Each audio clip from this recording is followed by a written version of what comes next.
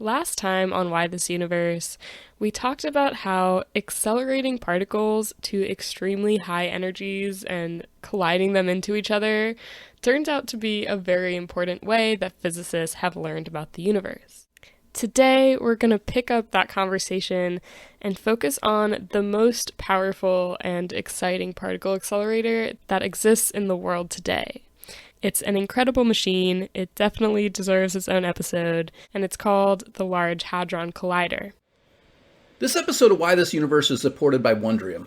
Wondrium is a mind-blowing subscription service that offers thousands of video and audio courses on a huge range of topics. I've been a big fan and a regular consumer of Wondrium's content for the past 15 years or so, and over that time I've listened to dozens of their courses, including ones on history, philosophy, literature, math, and science. For me, it's kind of like taking an intro-level university course from a great professor on a subject you've always wanted to know more about, but without the big tuition fee and all in the comfort of your own home or daily commute. Recently, I've been listening to a series in Wondrium entitled Understanding Russia, A Cultural History. Over 24 lectures, this course covers everything from Ivan the Terrible and Peter the Great to the role of the Russian Orthodox Church in the Revolution of 1917. It's given me some important background that really helps me understand some of the events that are going on in our world today. So if you want to learn more about Russian culture and history or just about anything else, give Wondrium a try.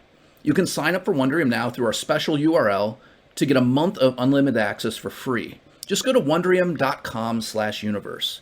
That's wondrium.com/universe.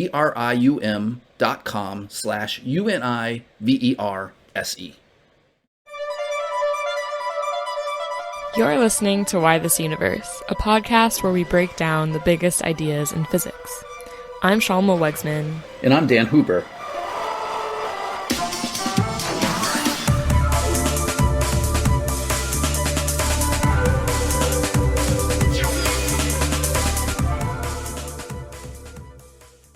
Welcome back to today's episode, where we're talking all about the Large Hadron Collider, or the LHC. The LHC consists of an enormous circular underground tunnel or ring. The tunnel is 17 miles in circumference and runs between 50 and 175 meters below the city of Geneva, Switzerland, and into the neighboring portion of France. Through this tunnel, powerful magnets are used to accelerate protons in a giant beam and guide them around the circular ring.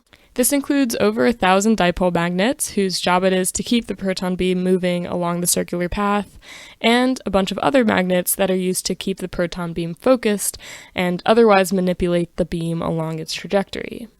In total, there are about 10,000 superconducting magnets installed around the LHC, with a total mass of over 27 tons.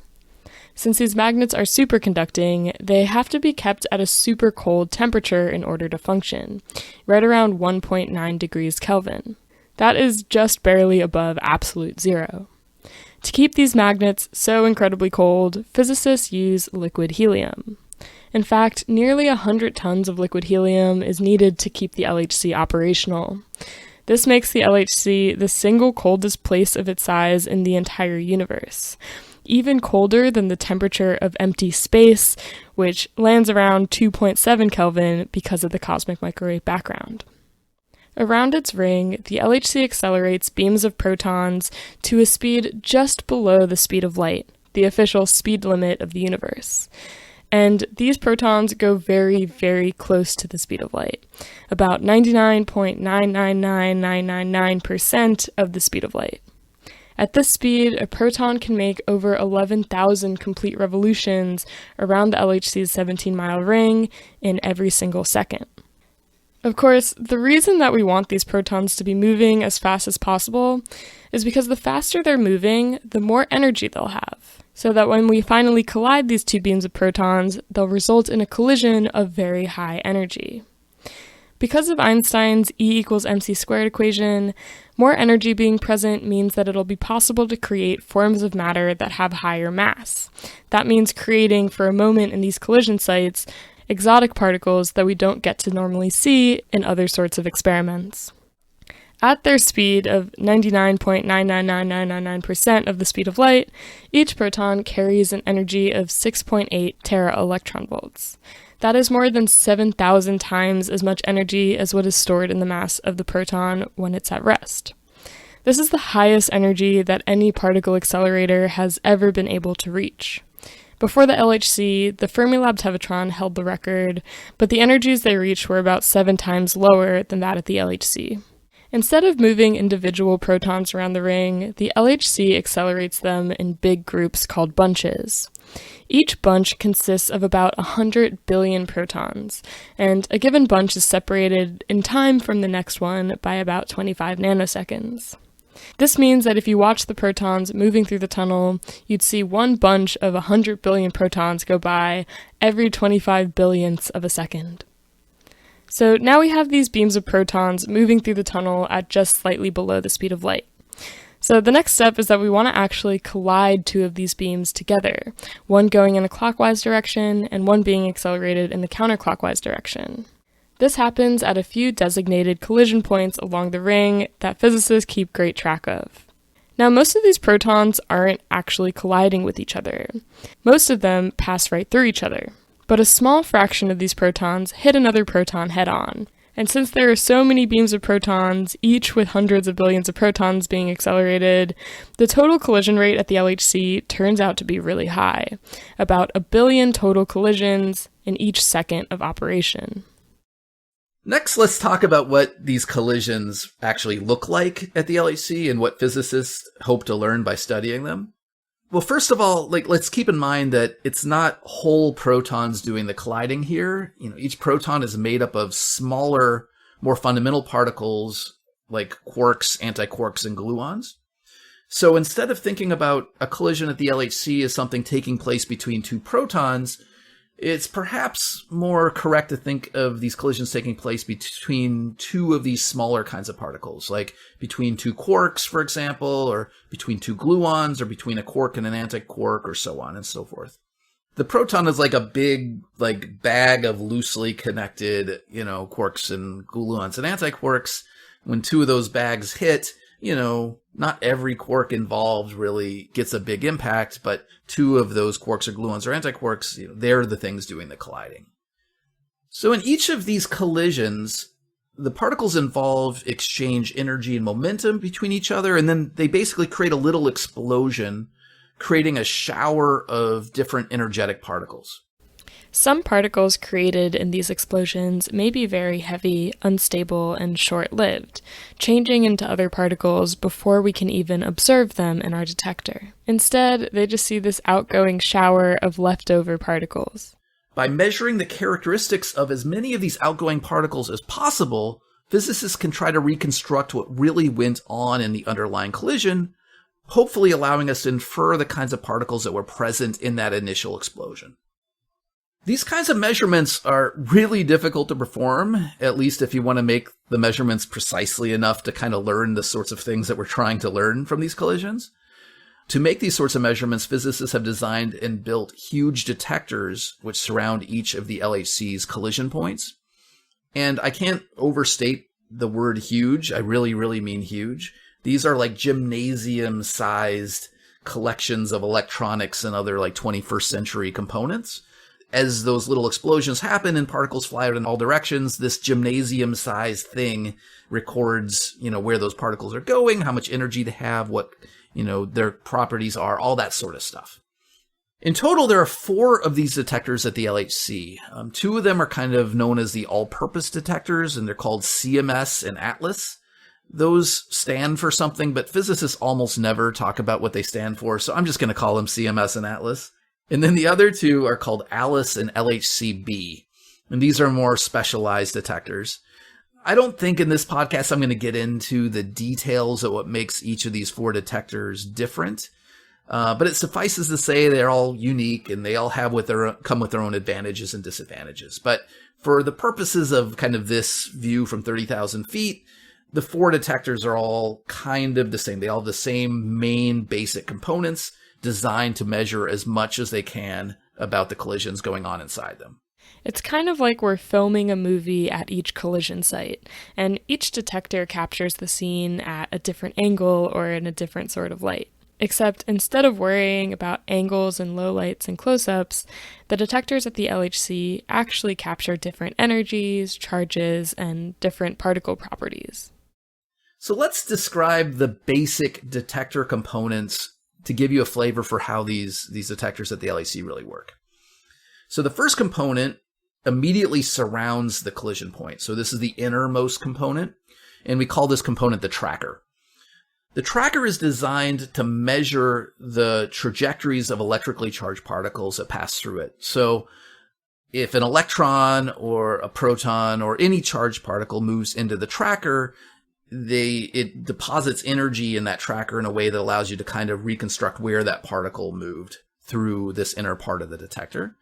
There's also a magnetic field that's embedded in the tracker. So different charged particles will move differently in like kind of curved trajectories through the tracker depending on how much charge they have and the sign of that charge, like if it's positive or negative.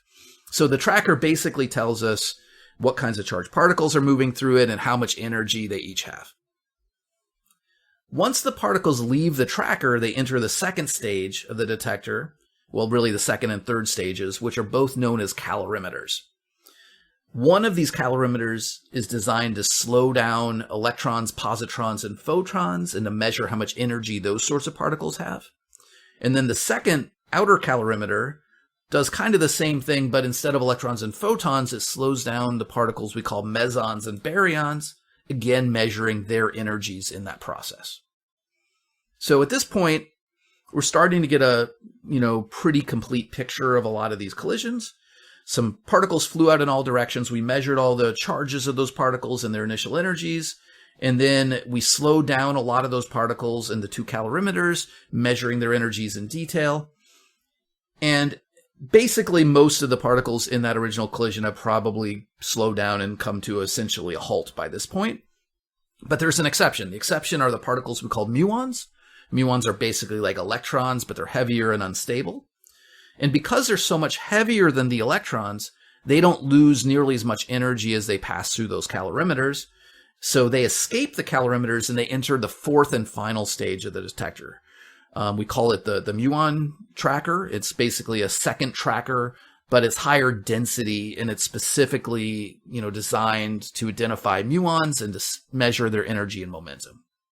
So every single measurement at the LHC is actually a collection of measurements of 4 different kinds of detectors capturing many, many particles, all in a tiny fraction of a second. It was quite a while ago, a decade or something ago, but I remember seeing this movie, Angels and Demons, based on a Dan Brown novel. And the LHC is in that fictional. Really? Yeah. And but they totally depict it wrong. We turned on the LHC and a collision happens and they're done. They built this thing to collide 2 protons together once. This is 100 billion of these every second for years. It's a very, very different problem than Hollywood chose to depict it. The fact that the LHC works and that physicists can parse through its data is nearly unbelievable. Every collision results in a messy jumble of energy readings, and physicists are somehow able to clean and analyze that enough to understand what particles they're looking at and what new physics it could imply.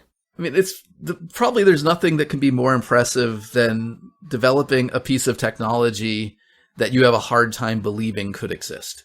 You sometimes watch science fiction that's not very, very good and you're like, oh, come on, nothing could ever do that. In reality, turns out to be that way when it comes to the LHC. A project like this is never a small feat. Building the LHC costs billions of dollars and the work of tens of thousands of scientists and engineers. In each collision at the LHC, one of these detectors might detect dozens of different outgoing particles. And you measure in all the different stages as much as you can about what these particles are like, what they're, how much charge they have, how much energy they have, how much momentum they have, what directions they're moving in, all that stuff.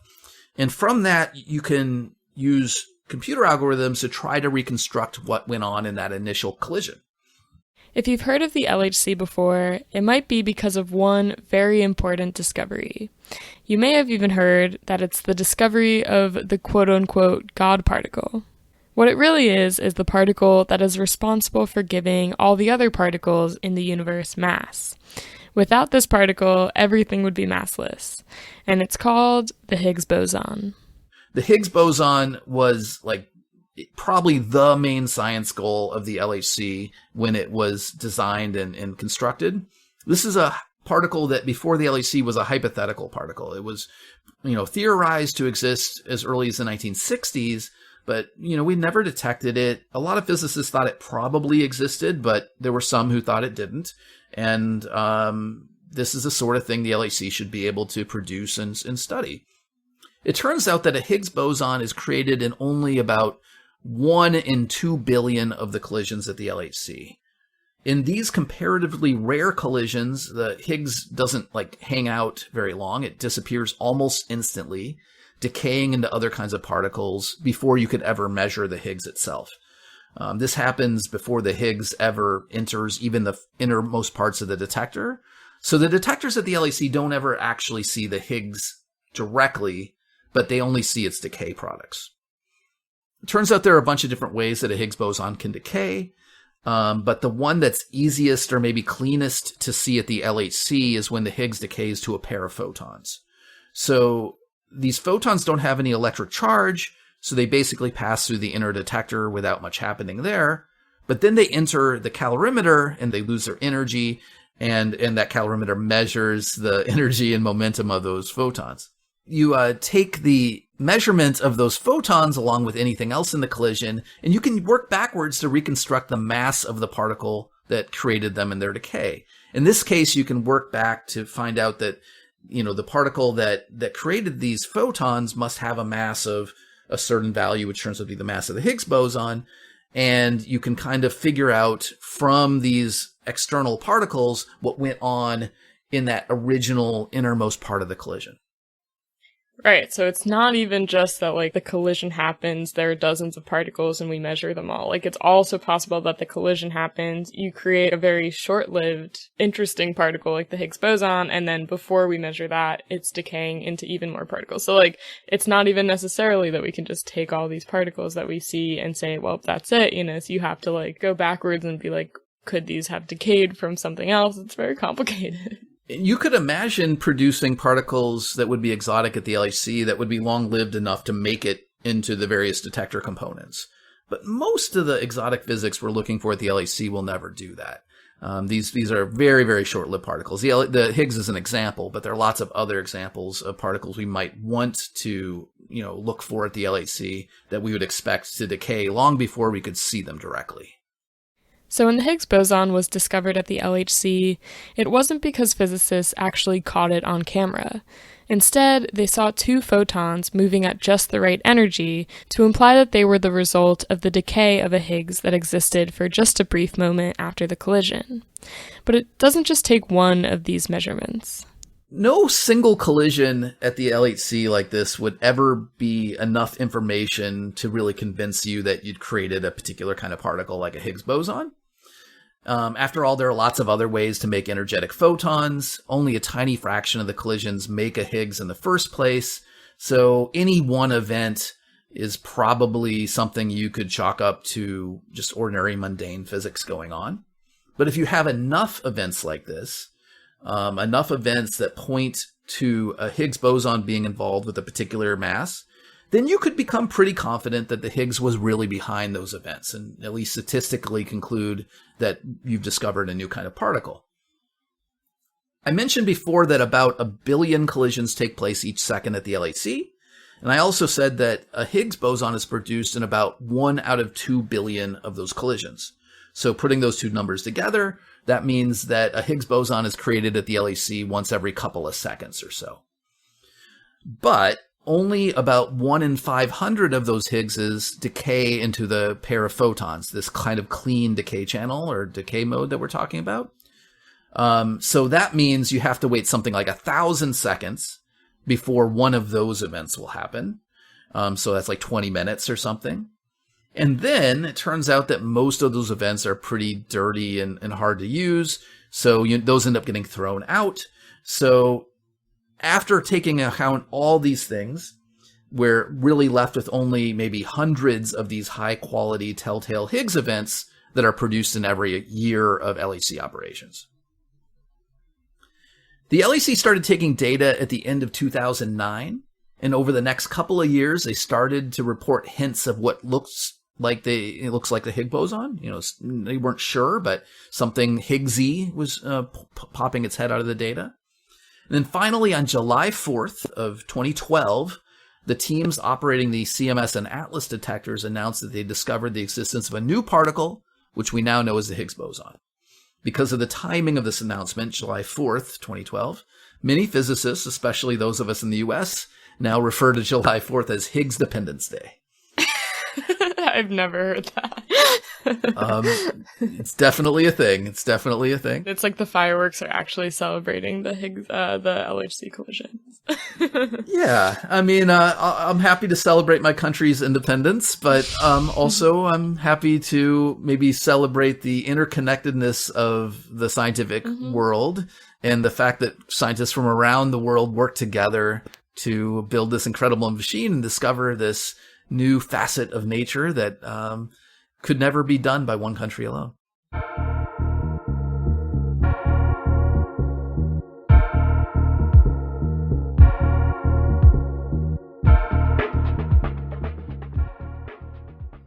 In addition to simply learning that Higgs bosons exist, that they were being produced in these collisions, the measurements that we performed at the LHC have been used to measure a lot of the properties of this particle. Its mass, for example, has been measured at the LHC to be about 125.25 GeV, which is like 130 times as heavy as a proton.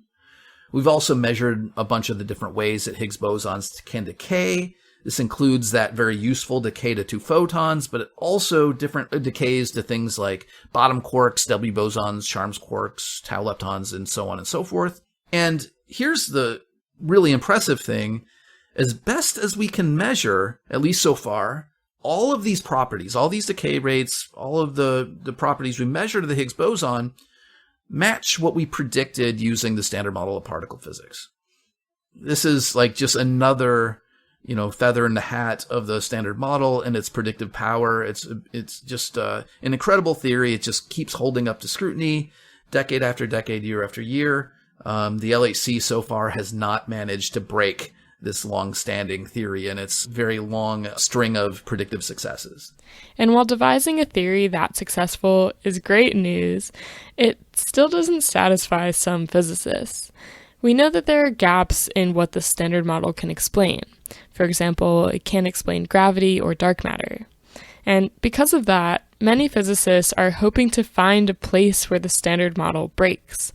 If we find this breaking point, a prediction that the theory makes that doesn't match observations, it may point us to an even better, even more all-encompassing theory of the universe.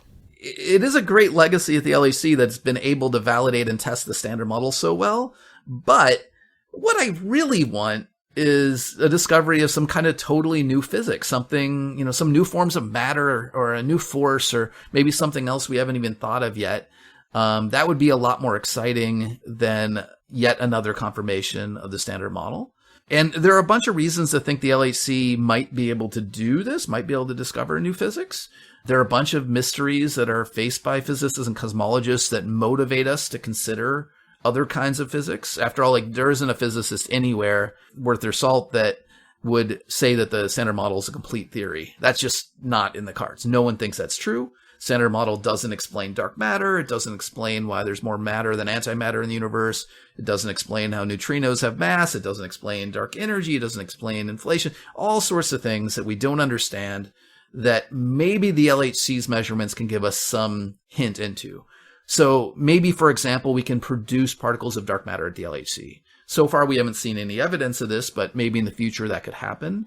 Maybe we could measure interactions or forms of matter that might exist at the LHC that would give us some idea of how our universe came to contain so much more matter than antimatter, so on and so forth. The list of these kinds of questions that we might hope to address at the LHC is a long one, and I think it's very plausible that in the years or decade ahead, one or more of these long-standing puzzles or conundrums could have some help in us understanding it from the new data provided by the LHC. On April 22nd of this year, 2022, the LHC started what we're calling its third run, or Run 3, After a series of upgrades, this third run will accelerate protons to a slightly higher energy than was possible in the earlier runs. It will collide protons together at a higher rate than it used to, and it will take advantage of a lot of the various improvements that have been made to the 4 main detectors. For the next 4 years or so, this machine will run in its new configuration, accumulating as much data as it can. Hopefully some new major discoveries will come out of this third run. And then looking down the road a little farther into the future, there are plans to collide protons at the LHC at a much higher rate, something about 10 times higher than it can currently collide at. This planned run is called the High Luminosity Run, and this will be particularly important for looking for new kinds of particles that don't interact particularly strongly. This could include a bunch of the particles predicted in supersymmetric theories, which are one of the biggest motivations for the Large Hadron Collider, and also it could maybe make the LHC more sensitive to the particles that make up the dark matter. If I'm being completely honest, these motivations are good reasons to run the LHC, but they're probably not the most likely outcome. The most likely outcome, if we find new physics that is that we're going to find something we didn't even know to look for, something that wasn't on our radars. If we look at the history of science and the history of our use of particle accelerators, they very rarely discovered exactly what they were designed to look for. So when you build a machine that can study new kinds of interactions at new kind of scales of energy than were done ever before, more often than not, new stuff was discovered, new laws of physics, new kinds of particles, new forces. If history is any guide for us, the LHC could teach us something really exciting that we haven't expected yet. There's just no way to tell yet, but stay tuned. LHC is going to be an exciting run for the next 4 years, and in a decade or so, the High Luminosity Run is going to be an exciting time for particle physics.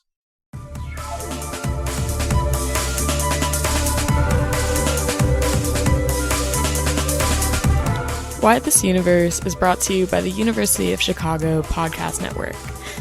It's edited and produced by me, Shalma Wegsman, and my co-host is Dan Hooper, a professor of astrophysics at the University of Chicago and Fermilab. If you like our show and you want to support us even more, you can find us on Patreon. There you can access ad-free episodes of the show, as well as exclusive Ask Us Anything episodes where you get to ask Dan and I direct questions about physics or anything else. So if you are curious about that, you can find it at patreon.com/whythisuniverse. Thank you so much for listening and for your support.